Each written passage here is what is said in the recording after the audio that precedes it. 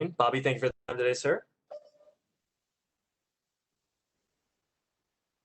We will take the first set of questions from Ryan McCarthy with Look What's at up? What's up? What's up? How's it going, Bobby? What's up, Ryan? What are you doing? Good, good. Hope all is well. Hope the weight cut's going well as well. And can we get your thoughts on your opponent here, Jim Miller? Definitely a big name in the sport as well. Your overall thoughts on him going into this fight.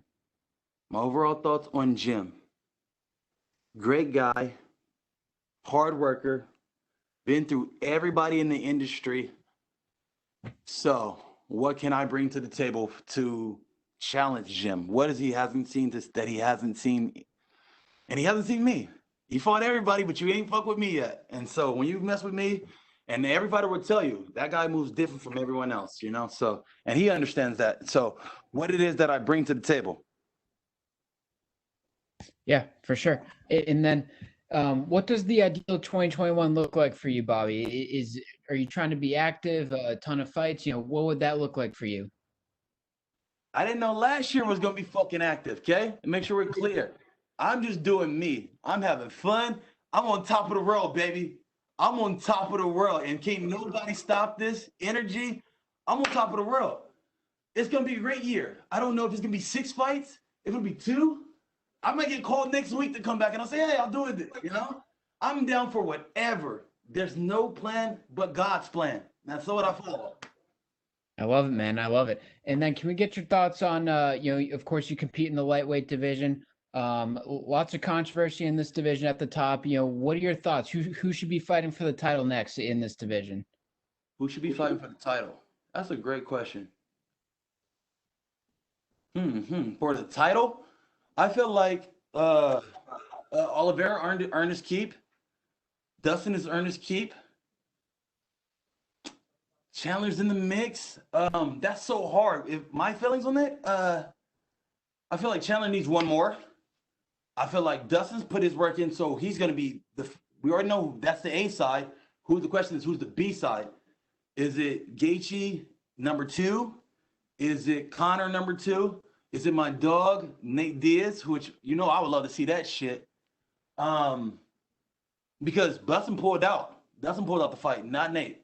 But Nate doesn't want to fight up to 170, so it has to be at the 155 belt. If it's going to be for the 55 belt, I think it's got to be Charles and Dustin, if I got an opinion on it. Which my opinion don't fucking matter, but you asked. Yeah. Well, thanks for your time, Bobby. Best of luck on Saturday. Really look forward to seeing you compete. All right, big dog. We will take the next set of questions from Omer Murad-Safji with S Sport. Hello, Bobby. How are you, sir? How are you? Where are you from, bro? I'm from Turkey, man. Oh, Turkey. Okay. My girl was just out there in Turkey. I got to come out there and see y'all. Okay, we're waiting you. We're waiting you, Bobby. You want to let me come stay with you? What? I don't understand. You going to let me spend a night? Okay. Can Bobby Green come stay at your house? Okay, I'm waiting you. You let me stay at your house? Yeah. No you gonna take care of me? I'm not gonna get hurt? Yeah. Okay. It's a plan. It's a plan. You and my brother will stay same home. No problem. Okay, my brother. Yes, my brother. What were your questions? Bobby, which one would you choose? Money match or belt match and title shot? The money or the belt? Yes. Okay. Which one would you choose? My dog, my training partner, Pretty, he says it best. He says, I'd rather have a lot of money and not be known than to have like all the fame and no money. I'm gonna go with this side over here too. I'd rather have the money and not be known. Like, I still get it to this day. Guys like, who are you? They don't know who I am, but I've been in this game for like 8 years at least. I didn't fought the who's who of the who's who. And they keep telling me who I am. But I guess I would still choose the money, because at the end of the day, I'm still getting paid. You don't have to know who I am. I'm getting paid and my family's taken care of. That's the most important. So to answer your question, money or the belt, I know it sounds really weird because money's the root of all evil, but money take care of a lot of fucking shit. Okay, okay, Bobby. You have been at the UFC for a very long time, you said so, but how would you describe this journey? Huh? How would you describe this UFC journey? You have been at the UFC for a very, very long time. How would I describe it? Can you see me? You can see me? I can see you. You can see my face. You see me? That's how I describe it. I Yeah, describe it like this. Like, ah, ah, ah. Because I've been getting fucked. Okay? That's how I would describe Bobby. the journey. But I'm here. I'm happy. I'm focused. I'm ready to have a good time. Let's get it. Okay, Bobby. Thank you. Thank you. Good luck on this Thank you. Thursday, Bobby. Thank you, Big Turkey. I I'm gonna call you waiting Big you. Turkey whenever I hear from you. I'm gonna call you Big Turkey. Mersavci in Instagram. I waiting you, buddy. Yes. There we go. Okay, we will take the next set of questions from Alastair You Bishop. can hear his voice. With You can hear his MMA voice. Republic. Dear God, what is this guy doing? He's like, doing what is great, this guy buddy. doing? Who's next? Who's next at the office? Mr. Alastair Bishop from MMA Republic, sir, your line is unmuted. Bobby Green, how are you, sir? How are you, sir? Where are you from? I'm from South Africa, and you're definitely more than welcome South at my house. Africa. That's what's South Africa. Okay, I'm trying to get out there. Anytime, buddy. Pull on in. We'll appreciate you here. Okay.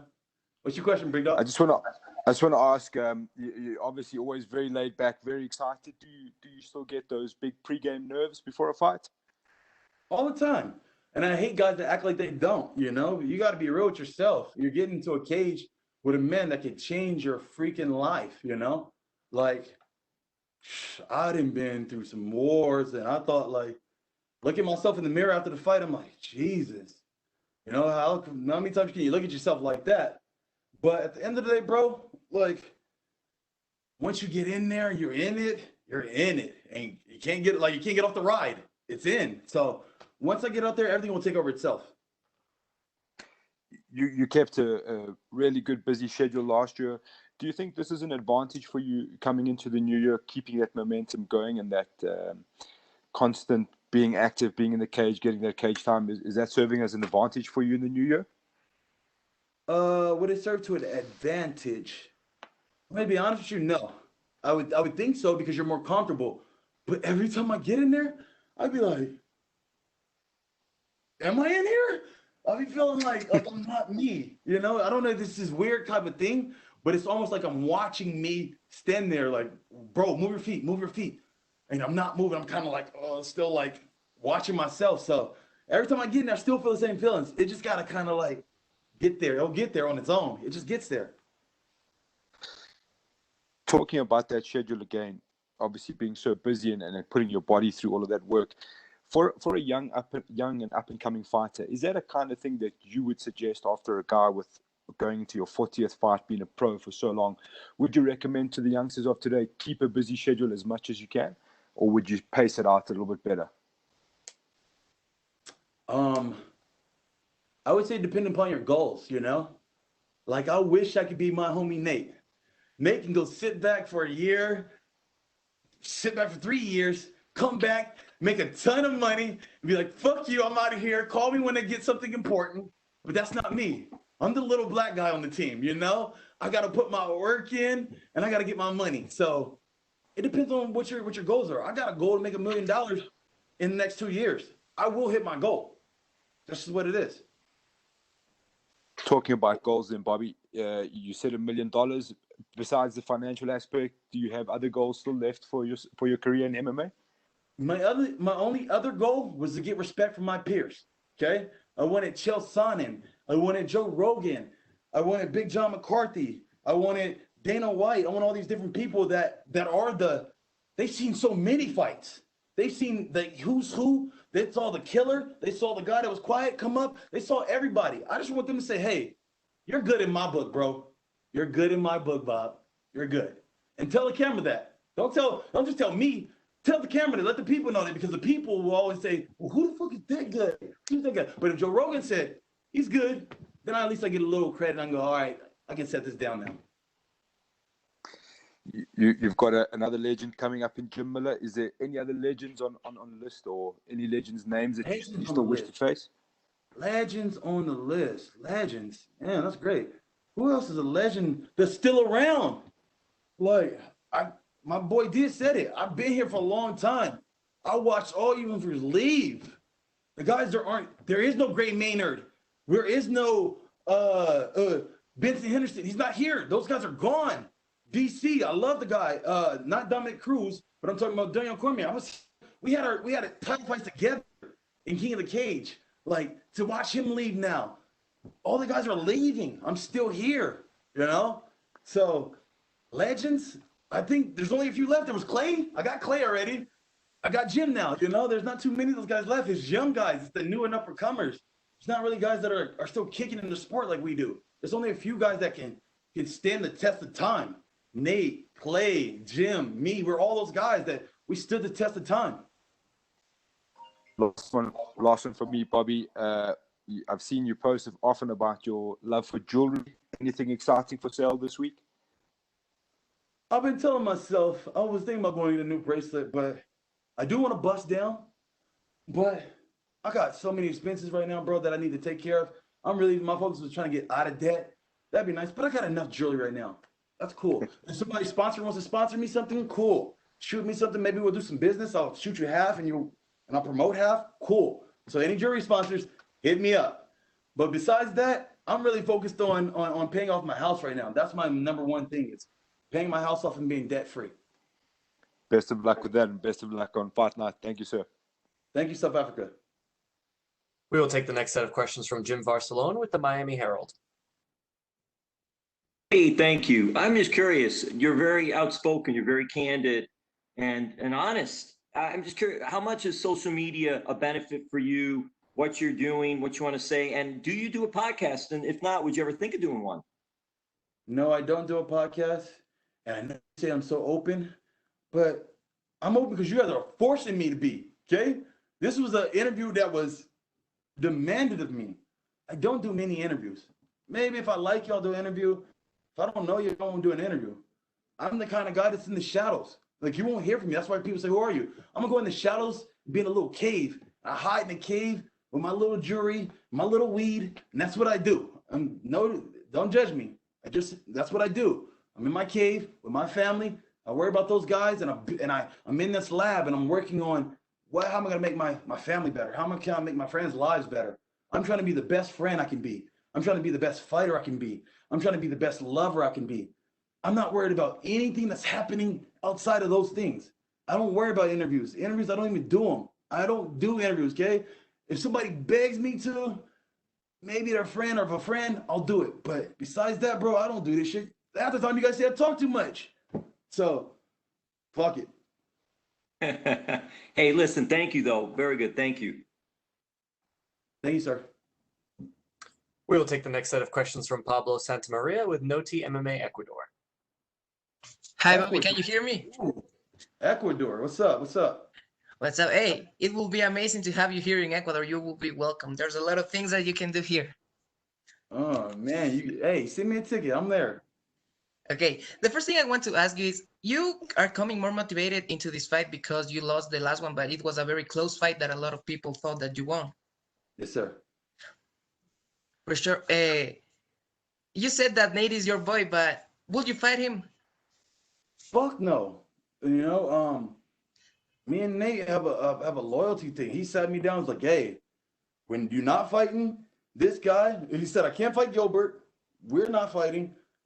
I can't fight this guy, Yancey. Those three guys. I can't fight those three guys. He's like, those are the homies.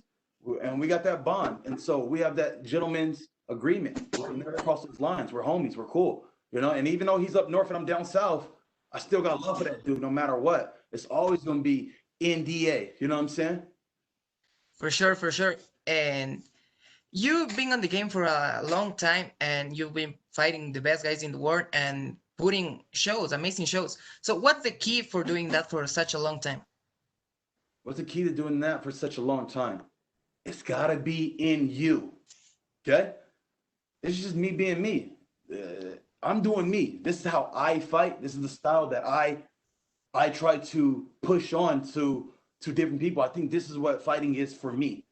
Some guys want to hug each other all day. I'll give you a little bit of that too, but I'm not trying to hug all day. I'm trying to make it exciting. I want something that's my style. I call it poetry in motion, meaning that I'm giving you this poetry. I'm giving you this art. It's happening in real time and it's a real fight. That's all I can say. Okay. Would you like to give some advice to the Latin American fighters, upcoming fighters, to get to the UFC or another great companies? Okay. I would say my advice would be to any up and coming fighters. I would say, one, know who you are. You have to know who you are and be confident in yourself. That's one. Confident in yourself. Every day that what you're doing will pay off, because there's gonna be a lot of times where problems are gonna come in. There's gonna be a lot of times where family's gonna come in. There's a lot of times where all these different side distractions to come in and keep you from doing what you're destined to do. So stay strong and know who you are. Secondly, I would say it would be about, for me, it's about being good to people. I don't know. I just be good to people.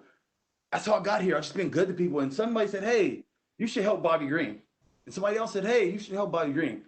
And somebody else said it, and then I got a little bit of help here, and I got a little exposure, and it gravitated, you know. So spreading good energy to people, it'll come back. And that's all this is for me, is I've been good to people. And I'll pray that they're good to me, and the energy will come back, you know?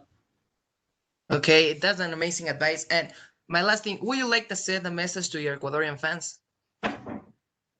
Ecuador, I love you. Thank you for supporting me. Like, I haven't got to go out there yet, but I will. I promise. For sure, we will wait for you. Thank you for your time, Bobby, and good luck. Yes, sir. Thank you so much, Bobby. That is all the time we had for you, sir. Yes, Appreciate we're it. done.